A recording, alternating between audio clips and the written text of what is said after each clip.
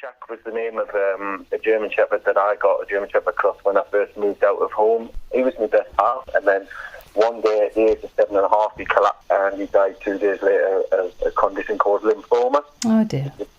I'll be honest, I just didn't really get over it. It was something I took very, very badly. I uttered those fearful words that never again was I putting myself through that. And here we are now with a rescue with sort of 45.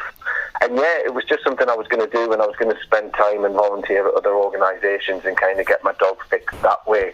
But it didn't quite turn out that way. But yeah, eventually I sold my share of my business to my business partner and set off on this road that sort of led us to what we are now. It was basically a case of trying to get work with dogs, and I ended up in the pound where I got shacked from, working in there. And I just realised there were so many dogs losing their lives because there wasn't an alternative to what you would class as, your traditional. But it was basically, a dog goes in as a stray, it has 7 days to prove whether it's rehomable or not. And obviously there's only one option. So they were just being put down? Yeah. So if they're not rehomable because they need the kennel space for the next stay that's waiting to come in. Yeah. I guess in my brain that kind of brewed into the idea of, well, there just needs to be an alternative. It was something I was speaking to somebody one day, and the penny just dropped. We were talking about donkey sanctuaries and all this kind of thing, and it suddenly just dawned on us that, why, just because they're classed as a sort of a domestic pet, why can't there be a place where they can just go and feel safe and obviously just, stay out their days and... Day to day, how does it work? Yeah, so we've got a team of sort of 5 members of staff, a team of volunteers, but we basically go up and all our dogs are fed twice a day. They all get walked twice a day, and we also have things. We have amongst the volunteers, we have several that take dogs out for the day. It's about the routine, but it's also about making their lives interesting. They're out and about and they're doing things, and I think when you actually strip it down, some dogs probably get out more than some domestic dogs, to be honest. So what happened when lockdown came then?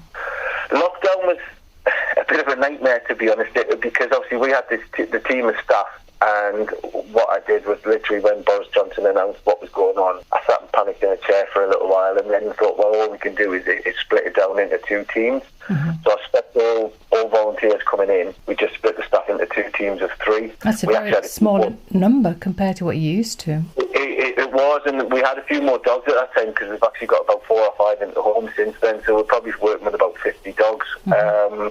And it was just down to sheer hard work and dedication from the staff, really, that we all managed to get through it.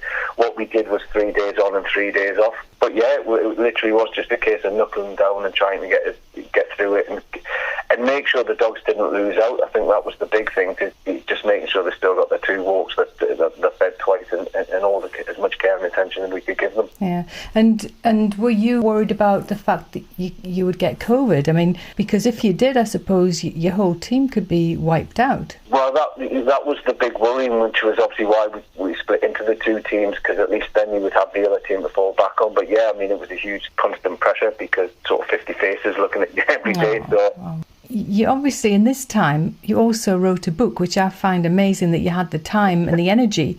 But did it give you some benefit to write a book about it? It did. It was a bit of a release, to be honest. I do write. I've written sort of 3 other books in my life as well, and I find it just gives you a bit of an escape and a bit of a release. And this one, to be honest, I'm not going to say it was easy, because it wasn't, but it was just getting the day's thoughts down. It's very much a diary of sort of the 70 days that we had in lockdown, from where it was all meant to be sort of leading into recovery. And it worked for me. It just served a lot of purposes, because it meant I was keeping an eye on the news and obviously noting all the cases and the deaths and things and what was happening in the world. It meant that I was quite up to speed with what was going on and for protecting the staff and the teams and stuff as well. But it was also just a release, just getting it down. I mean, there's a few dark days in there, and there's a few interesting days. So it was just something to do, and it also gave us a purpose on some of the darker days. I knew I had to do it, so I could just sit and pour emotions out into what I was writing, to be honest. I wanted it to be just a snapshot of those 70 days of life, and hopefully people will read it in 20 years' time when this is all gone and people have forgotten about it, and they'll go back and remember some of the things and think, oh yeah, I remember that. Yeah, I remember that day. So how do people get the book? Yeah, well, the proceeds obviously go to the charity itself. You'll buy them online, which is from www.shatshop.co.uk, which is SHAK, then the word shop.co.uk. Good. Well, thanks very much for that.